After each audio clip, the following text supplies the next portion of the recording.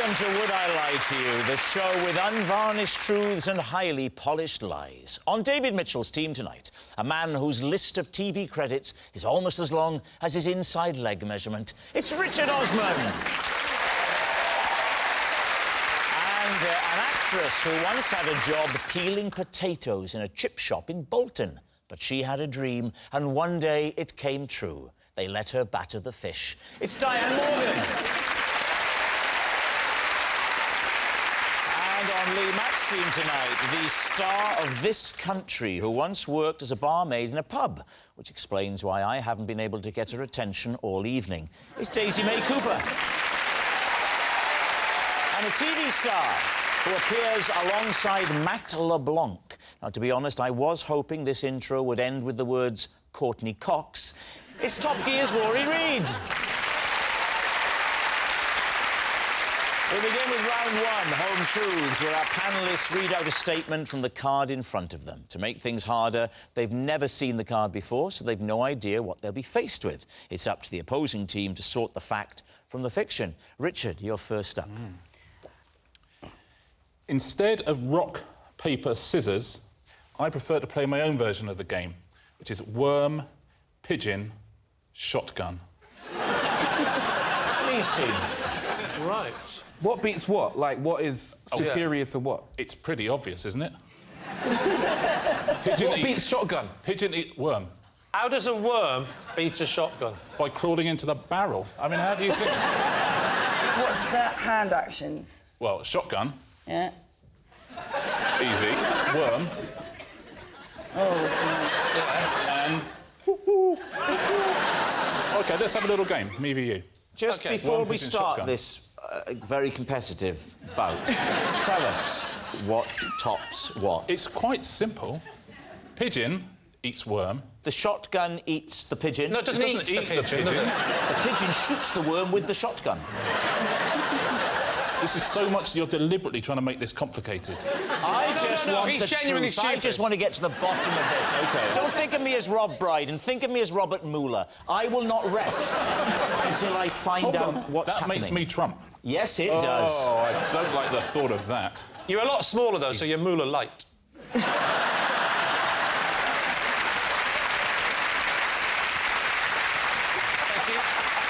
So, you know the rules. It's going to be the best of three. Best of three. I've got my own technique, by the way. I'm not going to use my hands. Now, you've been I warned think you about know this. which one I'm going to do, don't you? I'm not going to be big-headed. It's not a shotgun. It's not even a worm, is it? Let's be honest.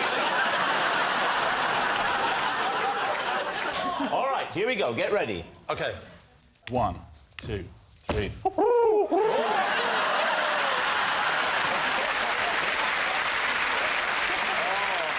I'll tell you what, we all thought it was ridiculous. We're all into it now, aren't we? Are you ready? Yeah. 1, 2, 3. Worm. sorry. Shotgun him. Shotgun him. OK, let's play. Richard needs just one win. He'll have victory. Yeah, If Rob, Lee... I think they're following it. It's a shame we won't now have time to play Would I Lie to You?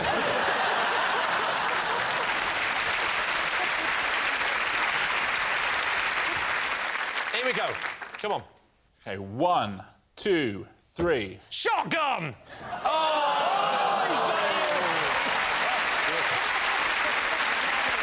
It's a convincing win for Richard the Big Man Osman. So, what do we wonderful think? to see. I think it's plausible. I'm going to go true. Yeah, I thought it was a lie until we played it. Yeah. And when we played it, I thought, panning out this. Yeah. OK, you're saying it's true. Richard, is it true or is it a lie? It is... a lie.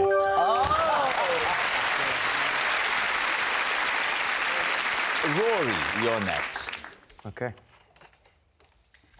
I am in an ongoing feud with a cat who walked 100 miles to torment me. David's team. Whose is the cat? It doesn't belong to anyone. It's feral. The cat is essentially a criminal, in my eyes. He attacks my cats. He breaks into my house. He breaks it? How do you mean breaks into your house? Is anyone going to do the cat burglar joke, or we're letting it go? I don't mind, I'll hand it over if anyone wants it. Anyone want it? When you say breaks into your house, do you Yeah, mean it's a cat he just burglar. walks in? Get rid of the first bit, yeah? Yeah, how does it get in? First of all, he just walked in through the cat flap because I have my own cat. Right, that's not breaking in.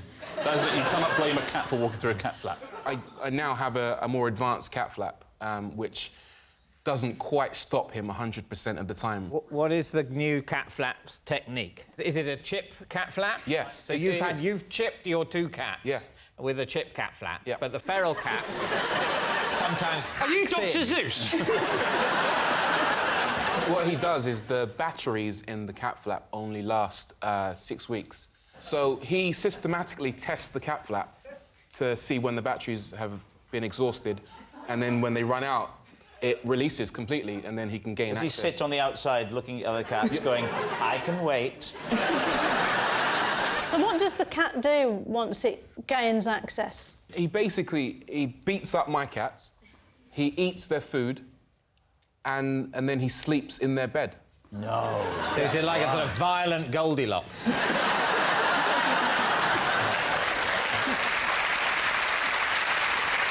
And what about this 100... You said 100 miles. Yes, I did. Talk a little bit more about that. I called the RSPCA to get rid of this cat. They refused to come out, but they did supply me with a trap. I trapped it, caught it, took it to the local vet. They then said, we'll release it. Oh, right. I said, you can't release it near my house because it will just come right back. Right. And that's when they said, yep, we'll get the RSPCA to take it to a cat sanctuary 100 miles away. No. Up in the sky. No. I don't think the RSPCA would allow that. What would allow it to be taken away to a cat Taking sanctuary? away from its family. But Friends. that's Doesn't have a not family. its What do you family. mean? How do you know it's not got a family? See, you don't. I do. If it does have a family, it doesn't like them very much because it lives with me. They could be worried sick. The vet says the RSPCA will take this 100 miles away Yeah. to a sanctuary. Yeah, give or take. What happens then? Well, I have probably 6 weeks of bliss of no feral cat interfering with my cats. So then what happened? I was quite sad that Mark Dennis was no longer around. Who? Mark Dennis. Who is Mark Dennis? Mark Dennis is the cat. And why Mark So Dennis? bad you named him twice. Because the cat was a black cat. He was a dark menace, but I didn't want to, paint him with that brush, so I decided to soften it a little bit and call him Mark Dennis. And then what happened? He found his way back. From 100 miles away. Do you know for a fact they took him 100 miles away? They might, because that sounded unlikely. No, I believe them, though, because I kept in touch with them. I was worried about the cat, because when I had taken it in, the last few times when it had burgled my house, it had a slight infection in its lungs, and it would snore loudly at night, like a fully grown man would snore. So you would hear it snoring in the garden. In my kitchen. Oh, you break into the kitchen, Yeah. beat up your cats, eat all the food, and then have a really loud sleep.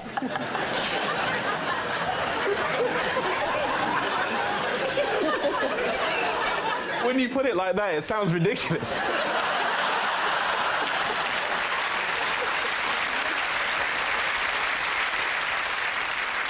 So describe, if you can, the moment when Mark Dennis returned, because it must have been quite dramatic. And noisy. Sorry, you're taking me back. Yeah. Again, it was the snoring. I thought, it can't be Mark Dennis, because he's 100 miles away.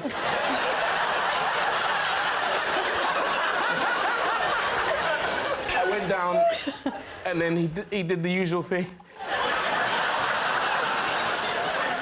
He ran for the cat flap and ran into the garden. Diane, what are you thinking? Well, at first I didn't believe when he said the RSPCA drove it 100 miles. But then he's naming it, and it's got a lung infection. Yeah. Yeah, the name is the... I mean, it's a good name to come up with, Mark Dennis, Doc Menace. I think it's true. I think it's true. True. So you're going to say true? So we're going to say true. OK. Rory, was it true or was it a lie? Well, it was very true. Yes. Our next round is called This Is My, where we bring on a mystery guest who has a close connection to one of our panellists. Now, this week, each of Lee's team will claim it's them that has the genuine connection to the guest, and it's up to David's team to spot who's telling the truth. So please welcome this week's special guest, Jamie.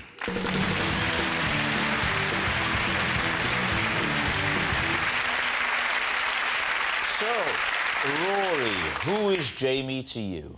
This is Jamie, and after a mix-up in a tattoo parlour, we now have each other's tattoo. Daisy, how do you know Jamie? This is my ex-boyfriend, Jamie, and I used to put sleeping pills in my parents' tea so I could sneak him into the house. And finally, Lee, what is your relationship with Jamie? This is Jamie. While staying at an Airbnb, I mistook him for an intruder and attacked him with a whisk. So, there we have it. David's team, where would you like to begin? Daisy, when did you go out with Jamie? When I was about 14, 15. Where did you get the sleeping pills? My mother had them to get to sleep. What was the drug? It was just regular kind of night-old sleeping pills. I don't know. Over the counter? Over the counter. Over the ones. counter. But they weren't prescription. They weren't like some hardcore thing from No. from a doctor. So you were trying to get them just to nod off a little bit earlier than they would have done. Yes. What sort of time would you administer the dose? So I would administer, especially when they're watching Inspector Morse. So I'd say, "Can I make you a cup of tea?" They'd say, "Yes, please," and I'd be in the kitchen putting them in the...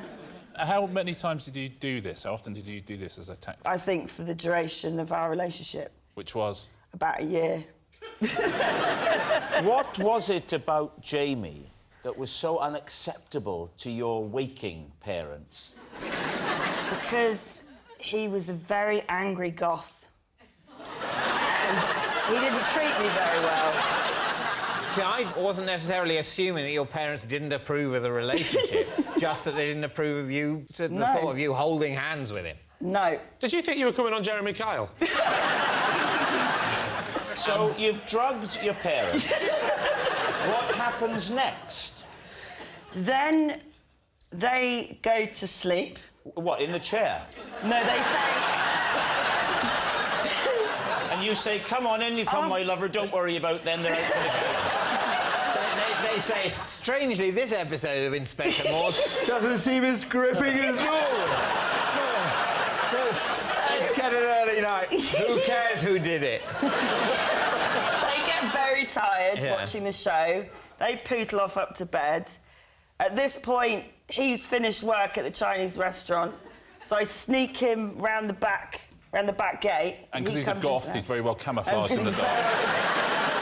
Then Mum goes to bed, and we just listen to Iron Maiden very quietly and write goth poetry together. I've never heard that euphemism. No, but... OK, and this happened for about a year, and were your parents unaware of the relationship altogether? No, because they woke up once. And... You went and got the chloroform and the hanky.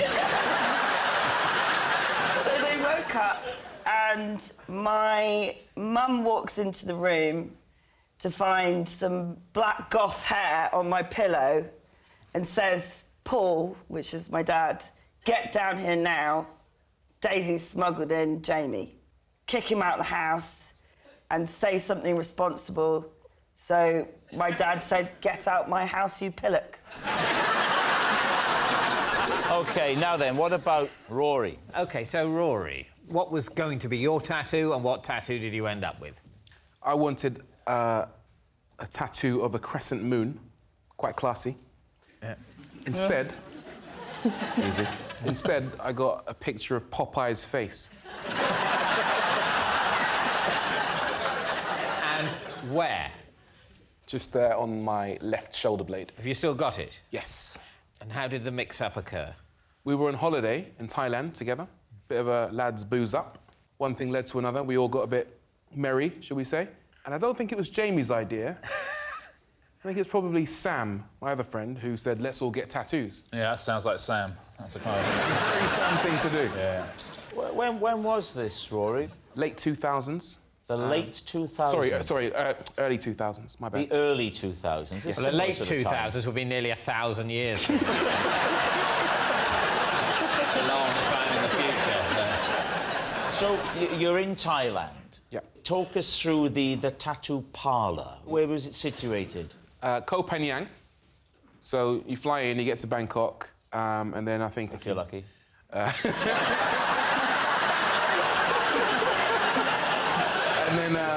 then you travel to Koh Phangan, and there's this little parlour, and they're used to tourists coming in all the time, and they have multiple beds, if I remember correctly. How classy.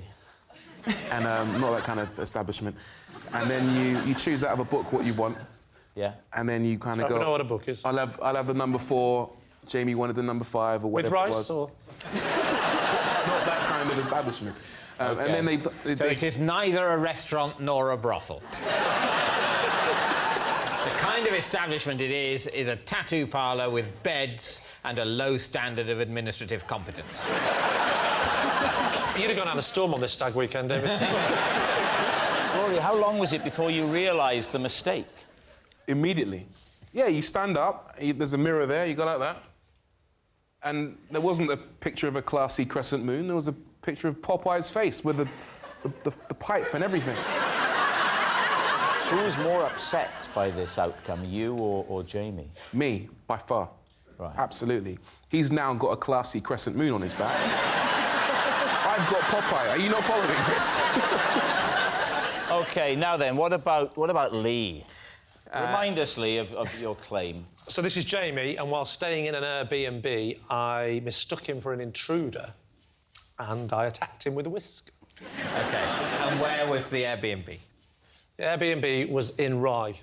And why were you staying in an Airbnb in Rye? Because I like to get away from my family, full stop.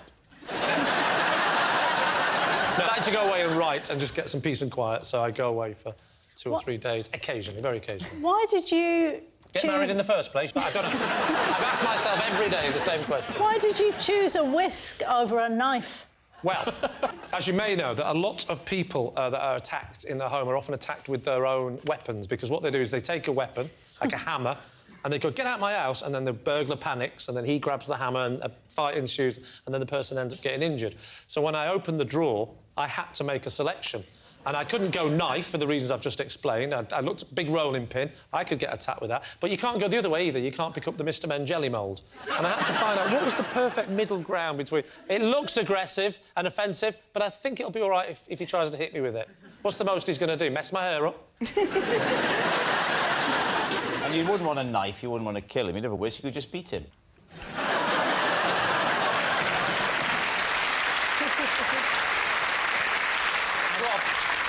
You beat with a fork, you whisk with a whisk. The applause begs to differ. Let's set the scene. Paint a more vivid picture for us. It was daytime. It was daytime? Yeah. I mistook him for an intruder because I subsequently found out that on the email that was sent by the person who owned the house, they said, oh, by the way, someone's coming, whatever it was, Saturday afternoon, to have a look at the wood-burning stove. I hope that's OK. There'll only be 20 minutes or whatever. So I was asleep, and it was about midday, something like that, and I hear a noise downstairs. And then he starts playing around with the wood-burning stove. Oh, no. And I get worried. I think someone's down there. Because the noise is sort of... Sorry, well, you are Welsh. Are you asking me the time?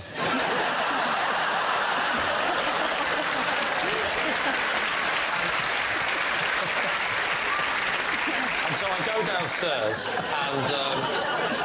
and I see this figure. I panic. And I was going to say, get out, or else. I don't know what I was thinking. I just ran at him. I'll whip you to a soft peak. Oh, no, I definitely didn't say that to him. No, never say that to a strange man in your house, David. And I whacked him on the back really hard, just kept whacking him and whacking him. You hadn't previously challenged him or asked him why he was there. You just went straight in and battered him with a hand whisk. I just panicked and I was Just straight in, he went to the kitchen, got the hand, batter. No, there's no batter involved. We need an answer. So David's team, is Jamie Rory's branded buddy, Daisy's smuggled sweetheart, or Lee's innocent intruder? What do you think, Diane? Well, I'm not sure about night owl. I don't think it's that strong. So I think Daisy's lying. Yeah. How old do you have to be to know about Popeye? Oh, that's... Because I think... Why would he pick... Yeah. It doesn't ring true. OK. You know that if it's not Daisy and not Rory, that means it's Lee. So, it can't be Lee. So, what's it going to be, David? I think it's Daisy. You think it's Daisy? I could be persuaded that it's Daisy. We'll go with Daisy. You're going to say Daisy? Yeah. Jamie, would you please reveal your true identity? I'm Jamie, and I used to sneak into Daisy's house. Well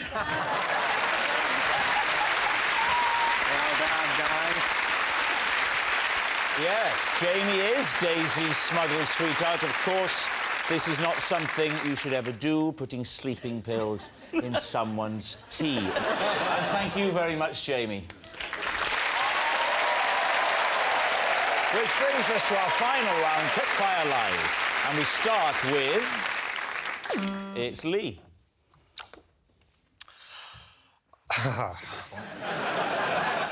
I was genuinely invited to Harry and Meghan's wedding today, but I said no because I had to come here and do this. David's team. Why were you invited? Well, that, David, is as much of a shock to me as it is to you. I'm on Do the you telly. know, for example, Prince Harry or Meghan Markle? Well, I've met Prince Harry and he was very nice and he did say that he was a fan of this show. So he's definitely seen me because I'm on this show. If this is true, it's a bit of a blow to me and Rob. Because... Well, this is... I wasn't invited. Maybe Rob was as well. I really can't say. I think we know if Rob was invited, he would be able to say.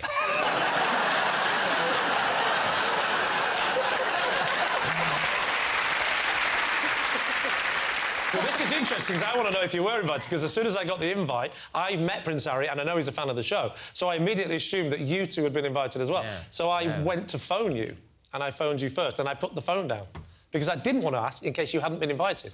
I thought it wouldn't be a good idea. Yes, it would be a horrible thing to let slip, wouldn't it? Yes. If you'd been invited, it would be a horrible thing to do to someone under any circumstances, even if it wasn't in public. So you think he's going, OK, George Clooney, David Beckham, Oprah Winfrey, Lee. Oh, so you didn't even know my surname? I should point out to people watching at home that it is the royal wedding day today. Yeah. As we record this, it happened today, didn't it? And it was a lovely wedding as well. Look, It brought people together, didn't it? absolutely And you know what lovely. I'm glad about? Yeah. I'm glad he wasn't there. Yes. That would have spoilt it for me, I think. Did it come through the post? It went through my agent. It was more like a booking. Were they expecting you to do some of your silly humour or something? Did you have a +1 as well? Yes, I did. And so your wife was happy for you to come and do this instead of going to the royal wedding? Well, actually, my wife couldn't go anyway. So that was the other problem as well. And then I thought, well, who would I take? And I did actually think of one of you two. I thought that's going to be more awkward. So I immediately... But then I thought maybe it's not awkward if David's been invited, as I suspected, and Rob hasn't. I'll take Rob. And then we're all going. There was a lot of social etiquette. I was a mess. That is the other question. Why didn't... Because the wedding finished... Well, this is the irritating at about thing. 1. Yes, and then there was a lunch. I got the invite that said the wedding is going to be at 12 o'clock. And I thought in my head, no one would say 12 o'clock, meaning that's when the wedding is. That would mean, you know, you turn up at 12 o'clock, And then you go through all the rigmarole of security, blah, blah, blah, and actually the wedding's going to be about 2. Then you've got the actual ceremony, then you've got the meal. I wasn't going to get here because... Yes, it's like when you buy theatre tickets. The time is just when they think you should leave home. Look, lads, I appreciate you're angry. Yeah. Very angry. I didn't write the invites. Very angry and very hurt and very bruised, whether this is true or not. That's the terrible thing, because my thought processes have gone down the lines of it being true, and it feels like I've been through it emotionally, even if I haven't. OK, time to decide. Well, I think it's unlikely. I'd love it to be true, but I think it's unlikely. I wouldn't. This has been... this has been one of the most psychologically damaging thought experiments I've ever gone through. And so I couldn't... I don't think I could pronounce the words, I think this is true. Oh, I just did. You think it's true? We're going to say lie? I think lie. No, we're going to say lie. I've a horrible feeling in the pit of my stomach that it's true. It's like waiting with a specialist for a result. Yeah.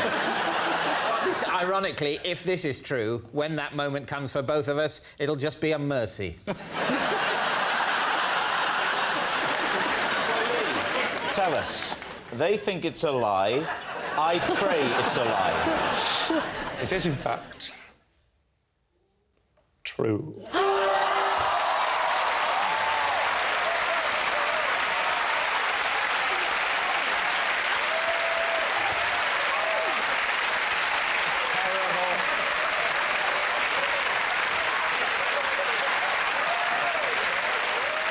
Well, I hope that's the last question of the evening. Well, how did you thank keep you that a for secret? watching. That's it. Yeah, I mean, thank you for watching. Oh, actually, there's something else as well. Sorry, I've got to tell you this as well, which is quite important. This is a true story as well. I was lying. Look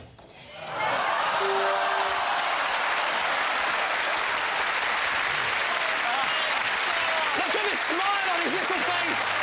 Look at his little happy face.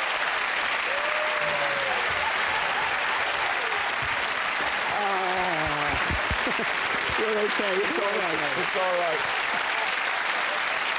Yes.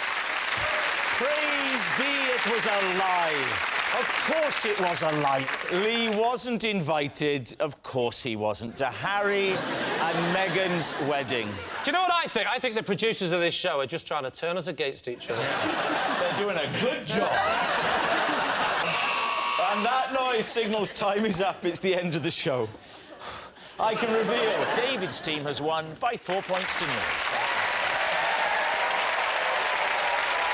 Thank you for watching. We'll see you next time. Good night.